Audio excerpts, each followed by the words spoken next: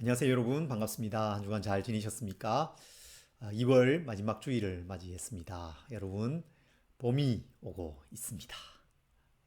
봄바람이 불어옵니다. 바람이 이렇게 불어오는데 그 바람의 느낌이 겨울 바람과 너무 다릅니다. 따뜻하고 포근한 느낌으로 불어오는 것을 느낄 수 있습니다. 여러 꽃들도 피겠죠. 산수유, 개나리, 벚꽃, 여러 봄꽃들이 피어날 것을 기대합니다. 겨울이 가고 봄이 옵니다. 하나님께서 그렇게 정해 놓으셨죠. 아무리 겨울이 길고 추워도 봄바람을 이길 수 없습니다. 여러분, 인생이 그렇습니다. 이 세상 일이 또 그렇습니다. 하나님께서 정해 놓으신 대로 때로 우리에게 어려움과 고통이 있지만 또 봄이 찾아오는 것이죠. 올 봄은 또 우리에게 그런 의미에서 더 큰 소망과 또 희망을 주는 그런 계절이 아닐까 생각해 봅니다. 기쁨과 감사의 계절, 하나님께서 우리에게 주실 것을 기대하면서 소망하면서 이 봄을 맞이하는 우리 지체들이 되시기를 바랍니다. 오늘 우리는 여호수아 20장 또 비성에 관한 말씀을 살펴보려고 합니다. 우리 인생이 참 피할 곳 없는 인생 아니겠습니까? 이 세상에 고통과 어려움이 찾아오면 그것을 피할 수 없습니다. 재난이 찾아오면 피할 수 없어요. 피할 곳이 없습니다. 코로나가 우리에게 와서 전 세계에 확진자들이 생겨났는데 정말 작은 나라들에까지도 확진자들이 있더라고요. 참 피할 곳이 없는 것이죠. 백신 접종이 또 시작되었습니다. 계획대로 접종이 잘 이루어지고 우리나라의 집단 면역이 형성되기를 간절히 소망합니다. 그래서 우리의 일상이 빨리 회복되었으면 참 좋겠습니다. 그런데 이 백신도 완전하지 않은 것이죠. 안전이 보장되지 않습니다. 백신을 맞아도 어떤 사람에게는 면역이 생기지 않는 경우도 있다고 하고 드물지만 또 부작용이 있기도 합니다. 또 바이러스가 변이를 일으키기도 하죠. 안전이 보장되지 않습니다. 안전한 곳이 없습니다. 피할 곳이 우리에게 없다는 것을 이 여러 일들이 보여주는 것이 아닐까 그렇게 생각이 됩니다. 그런 우리 인생에게 이 오늘의 이 말씀은 큰 위로와 또 격려가 되는 그런 말씀입니다. 하나님께서 하나님의 백성들에게 또 피성을 마련해 주십니다. 여호수아 20장 1절부터 9절 말씀을 먼저 함께 읽겠습니다. 여호와께서 여호수아에게 말씀하여 이르시되 이스라엘 자손에게 말하여 이르기를 내가 모세를 통하여 너희에게 말한 또 비성들을 너희를 위해 정하여 부지 중에 실수로 사람을 죽인 자를 그리로 도망하게 하라. 이는 너희를 위해 피의 보복자를 피할 곳이니라.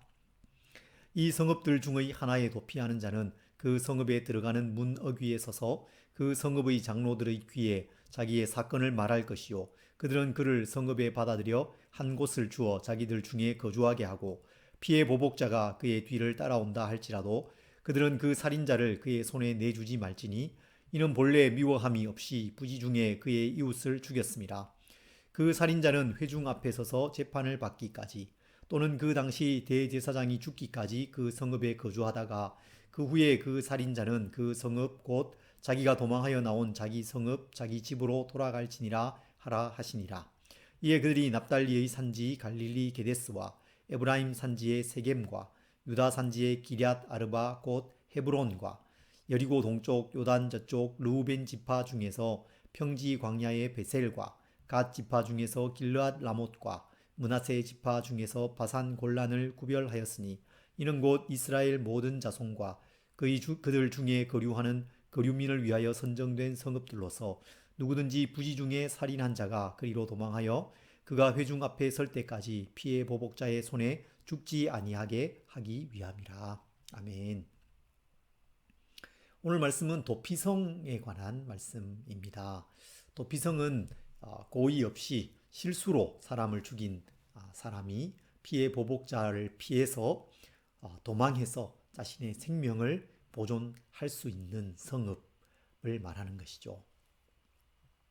하나님께서는 모세를 통해서 여러 차례에 걸쳐서 가나안 땅에 들어가면 또 비성을 지정하라고 말씀하셨습니다. 출애굽기 21장, 민수기 35장, 신명기 4장과 19장, 출애굽 여정의 이 중요한 곳곳마다 하나님께서 또 비성의 지정을 말씀하셨어요. 시내산에서 또 모압 평지에서 참 여러 곳곳마다 하나님께서 그 말씀을 해주시는 것을 볼 수 있습니다. 그만큼 이 도피성은 중요한 제도였습니다. 이스라엘 공동체가 어떤 공동체인지를 잘 보여주는 그런 제도인 것이죠.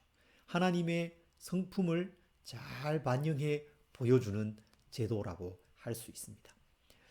그래서 그 말씀에 따라서 여호수아는 이스라엘 백성들에게 땅을 분배한 이후에 도피성 6곳을 지정하고 있습니다. 그것이 오늘의 말씀인 것입니다.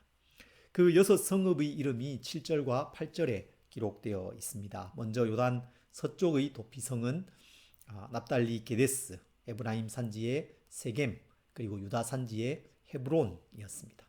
또 요단 동편에는 르우벤 지파의 베셀, 갓 지파의 길랏 라못, 므낫세 지파의 바산 골란이었는데 이것은 모세가 이미 요단 동쪽에서 지정해 준 것들이었죠.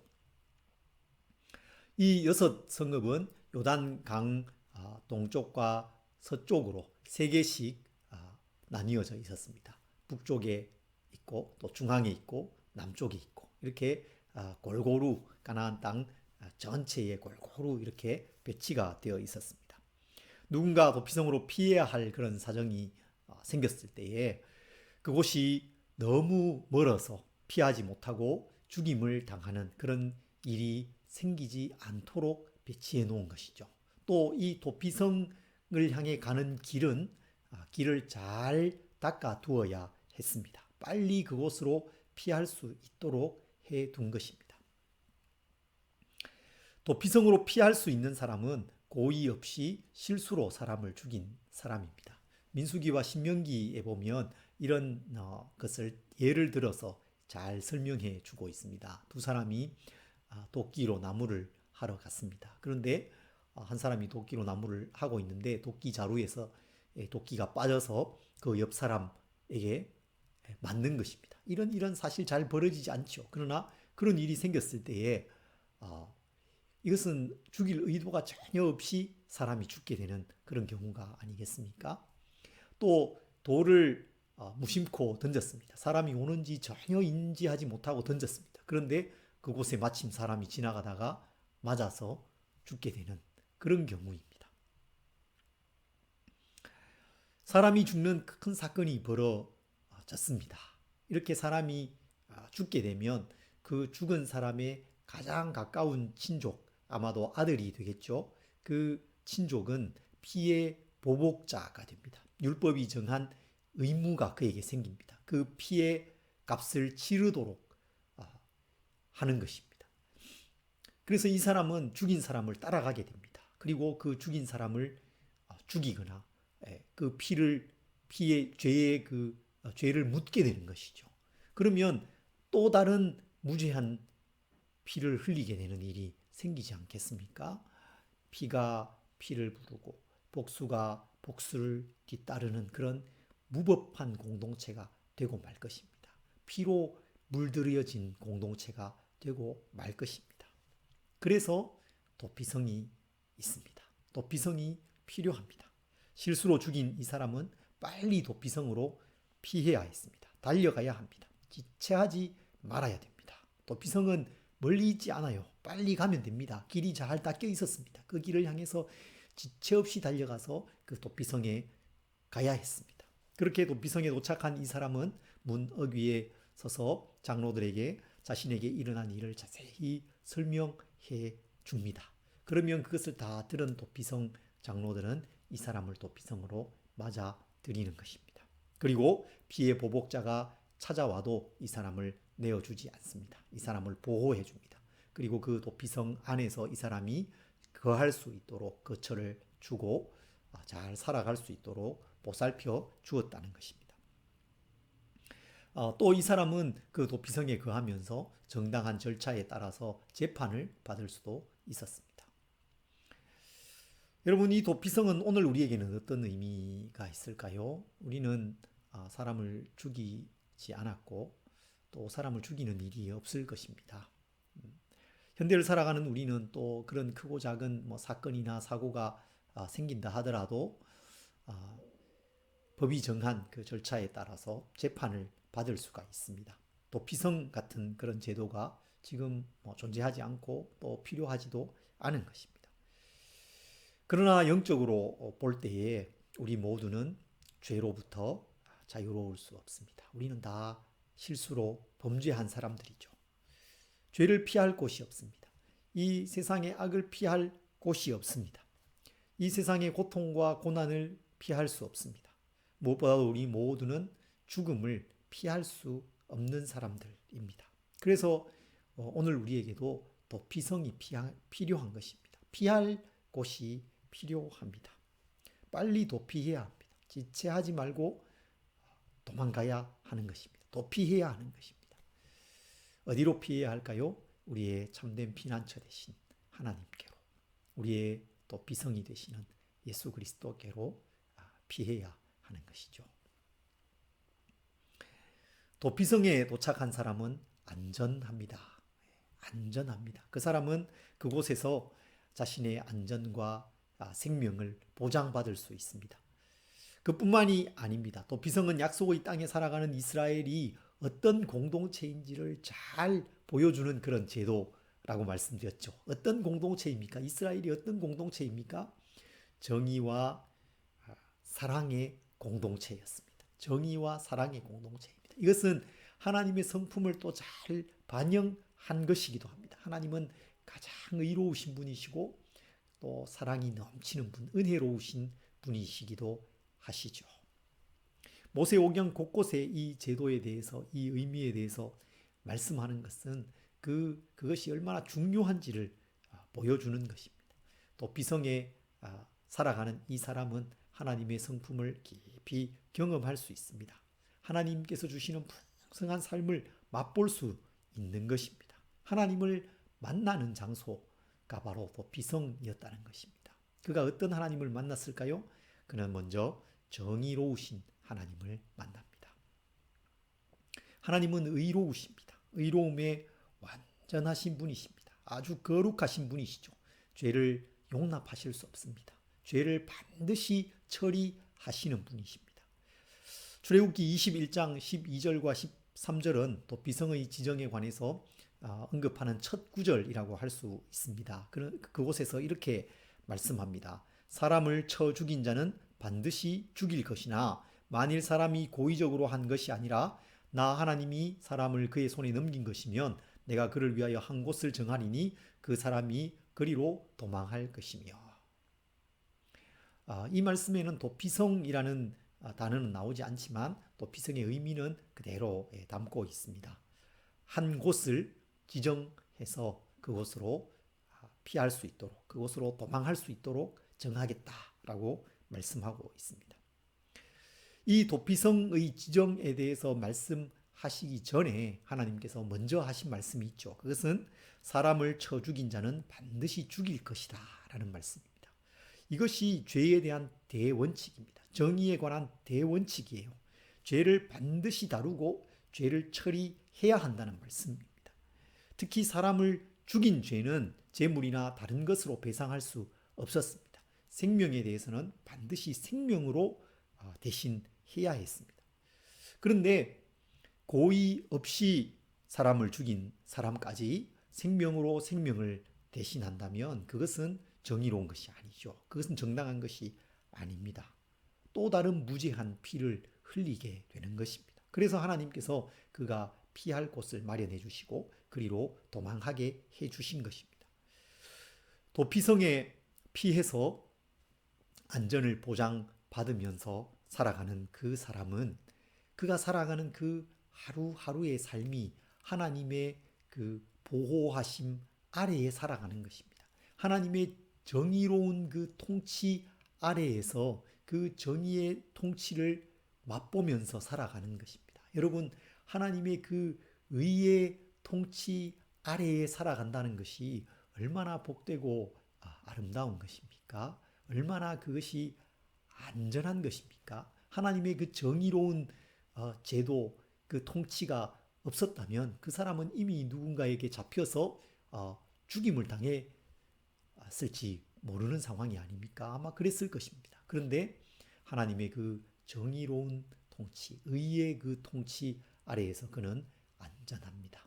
안전을 보장받으면서 하루하루를 살아갈 수 있는 것입니다.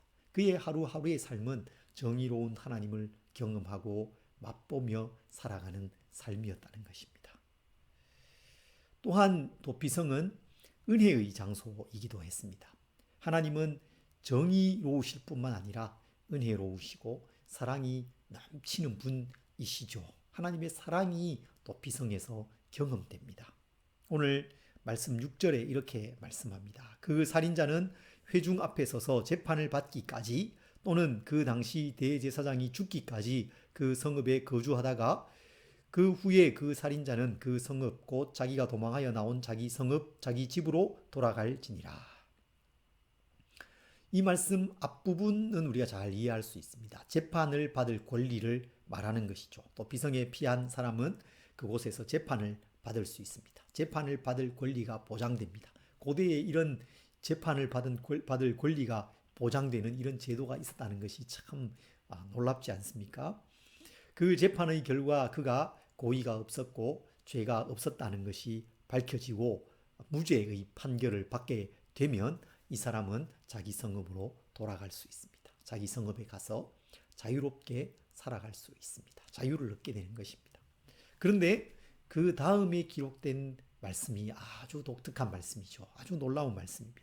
이렇게 말씀하고 있어요. 또는 그 당시 대제사장이 죽기까지 그 성읍에 거주하다가 그 후에 그 살인자는 그 성읍 곧 자기가 도망하여 나온 자기 성읍 자기 집으로 돌아갈지니라. 그 당시 대제사장이 죽으면 돌아갈 수 있습니다. 그 당시에 대제사장으로 섬기던 제사장이 죽게 되면 도피성에 도망해 살고 있던 모든 사람들이 사면을 받게 됩니다. 자유를 얻게 됩니다. 그래서 자기 성읍 자기 집으로 돌아갈지니라 그렇게 말씀하고 있습니다. 당시 대제사장의 죽음이 마치 도피성에 피해 있던 사람들, 실수로 사람을 죽인 사람들의 그 죄를 대신한 죽음으로 여겨졌다는 것입니다. 그들이 받을 형벌을 대제사장이 대신해서 받은 것으로 여겨지고 이들은 사면을 받게 됩니다. 그들은 도피성에서 또 대제사장의 죽음을 통해서 하나님의 은혜를 경험하게 되는 것입니다. 사면을 얻고 자유를 얻습니다. 그렇게 자유를 얻고 자신의 그 고향으로 자기 집으로 돌아가서 가족을 만나고 함께 살아가는 그 사람을 여러분 한번 생각해 보십시오. 그 사람의 이 앞으로의 모든 삶은 하나님의 은혜를 통해서 주어진 삶인 것이죠. 얼마나 기쁘고 감사하겠습니까? 그런 은혜를 누리는 삶이 이 도피성에 있는 것입니다. 이처럼 도피성은 약속의 땅에 거하는 하나님의 백성들이 하나님의 의로우심과 은혜를 맛보며 살아가도록 지정되어진 그런 장소였던 것입니다. 이 말씀을 묵상하면서 저는 하나님의 그 의로우심 그리고 하나님의 그 은혜로우심 그것을 생각해 보았습니다. 이 두 가지 의와 사랑 이 둘은 보통은 서로 상충되고 충돌하는 것 아니겠습니까? 그런데 하나님께는 그것이 완전하게 완전하신 하나님 안에 그것이 조화를 이루고 있습니다. 그것이 도피성에서 만나는 것입니다. 도피성 안에 하나님의 의의 통치가 있습니다. 하나님의 은혜의 그 풍성함이 있습니다. 이것은 정말 놀랍도록 아름다운 것입니다. 그 아래에 살아가는 사람은 정말 행복한 것이죠. 하나님의 그 의와 하나님의 은혜를 생각하면서 감사하고 또 찬양하지 않을 수 없습니다. 이 도피성 그리고 대제사장의 그 죽음을 통한 사면을 생각하면 예수 그리스도의 십자가를 생각하게 됩니다. 도피성이 하나님의 그 의와 하나님의 은혜가 만나는 곳인데 십자가가 바로 그런 곳이기 때문에 그렇습니다. 십자가야말로 하나님의 정의와 은혜가 만나는 곳입니다. 죄는 반드시 처리되어야 합니다. 피 흘림이 없으면 죄 사함이 없느니라. 그것이 율법의 대원칙이지 않습니까? 거룩함에 완전하신 하나님께서 죄를 그냥 간과하실 수 없습니다. 죄를 그냥 넘어가실 수 없습니다. 반드시 처리되어야 했습니다. 그것이 하나님의 의로우심입니다. 이 죄의 문제를 해결하시기 위해서 하나님께서 그 아들을 보내어 주셨습니다. 예수 그리스도께서 이 땅에 오셨습니다. 그리고 예수 그리스도께서 십자가에 죽으셨죠. 우리의 죄를 대신한 죽음을 죽으신 것입니다. 그 아들 예수 그리스도를 믿음으로 우리가 의롭다함을 받습니다. 우리의 행위나 우리의 노력으로가 아니라 값없이 의롭다함을 받습니다. 그것이 은혜입니다. 그래서 십자가에는 하나님의 그 의로우심과 하나님의 그 은혜가 같이 있는 것이죠. 십자가에서 이 둘이 함께 만나는 것입니다. 또 십자가야말로 대제사장의 죽음을 통한 사면이 이루어지는 곳입니다. 그 당시 대제사장이 죽는 것으로 또 비성의 피에 있던 사람들에게 사면이 이루어지는 이것은 정말 독특한 제도인데 십자가에서 그 실체를 보는 것이죠. 그 진짜를 볼 수 있는 것입니다. 십자가 위에서 영원한 대제사장이신 예수 그리스도께서 죽으셨습니다. 히브리서는 예수님께서 우리의 큰 대제사장이라고 말씀하십니다. 그 예수님께서 동물의 피가 아닌 자신의 피, 자신의 그 보배로운 피를 가지고 흠없고 점없는 어린 양 같은 예수 그리스도의 그 보배로운 피를 가지고 하나님의 보좌 앞으로 지성소로 단번에 나아가신 것입니다. 주님께서 십자가에 죽으시는 그 순간에 이 성전의 성소와 지성소를 막고 있던 그 휘장이 갈라졌지 않습니까? 그 사이에 길이 열려졌습니다. 새로운 살 길이 열려졌다. 그렇게 히브리서에서 선포하고 있습니다. 우리가 하나님께로 나아갈 수 있는 길, 담대하게 하나님께 나아갈 수 있는 그 길이 열려진 것입니다. 예수 그리스도의 그 피가 우리의 모든 죄를 정결케 하기에 충분합니다. 예수 그리스도의 그 피가 우리를 하나님께로 인도하기에 충분한 것입니다. 그 피를 의지해서 하나님께로 나아가시기 바랍니다. 그 피가 우리를 자유롭게 합니다. 그 피가 우리를 사면해 주는 것입니다. 죄의 용서를 받기에 충분한 피라는 사실을 믿으시기 바랍니다. 그래서 우리의 대제사장이신 예수 그리스도께서 우리의 피난처가 되십니다. 우리의 도피성이 되십니다. 예수 그리스도 안에 참된 은혜와 평강이 있습니다. 예수 그리스도 안에서 우리는 안전합니다. 예수 그리스도 안에 있는 자에게 결코 정죄함이 없습니다. 이 세상 어떤 것도 예수 그리스도 안에 있는 우리를 해할 수 없는 것입니다. 그래서 사도 바울이 로마서 8장에서 이렇게 선포하고 있습니다. 이렇게 외치고 있습니다. 어떻게 말합니까? 내가 확신하노니 사망이나 생명이나 천사들이나 권세자들이나 현재일이나 장래일이나 능력이나 높음이나 깊음이나 다른 어떤 피조물이라도 우리를 우리 주 그리스도 예수 안에 있는 하나님의 사랑에서 끊을 수 없으리라. 우리의 도피성이신 예수 그리스도, 그 안에서 우리는 안전합니다. 그 안에서 자유를 얻게 됩니다. 그 안에서 의로우신 하나님, 은혜의 풍성하신 그 하나님을 경험하게 되는 것입니다. 여러분, 우리의 이 도피성은 가까이 있습니다. 멀지 않습니다. 예수께로 나아가는 것 어렵지 않습니다. 나의 노력이나 나의 행함이 필요하지 않습니다. 많은 돈이 필요한 것이 아닙니다. 고행이 필요한 것이 아닙니다. 수행이 필요한 것이 아닙니다. 나에게 도피성이 필요하다는 것을 깨닫고 피난처가 필요하다는 것을 깨닫고 이 인생에, 이 세상에 내가 피할 곳이 없다는 것을 깨닫고 나의 피난처 되시는 그 예수님께 나아가면 됩니다. 예수님께서 나를 위해서 행해 놓으신 그 놀라운 일이 나를 위한 것이라는 것을 인정하고 주님을 내 마음에 모셔드리면 됩니다. 나의 삶의 운전대를 주님께 맡기십시오. 주님께 도우심을 요청하시기 바랍니다. 환난 가운데 있는 인생, 고난 가운데 있는 인생, 이 세상에 피할 곳이 없습니다. 피할 곳은 오직 예수 그리스도이십니다. 우리의 또 피성, 우리의 피난처가 되십니다. 그 주님께로 속히 나아오시기 바랍니다. 시편 2편은 이렇게 말씀합니다. 이 말씀을 읽어드리고 말씀을 마치려고 합니다. 그의 아들에게 입맞추라. 그렇지 않으면 진노하심으로 너희가 길에서 망하리니 그의 진노가 급하심이라. 여호와께 피하는 모든 사람에게 다 복이 있도다. 여호와께 피하는 사람, 예수 그리스도께 피하는 사람에게 복이 있습니다. 그 사람이 정말 복되고 아름다운 삶을 누리게 될 것입니다. 하나님의 그 통치의 아름다움, 하나님의 그 은혜의 풍성함과 그 아름다움을 누리게 될 것입니다. 빨리 예수님께로 피하십시오. 예수님께로 나아오십시오.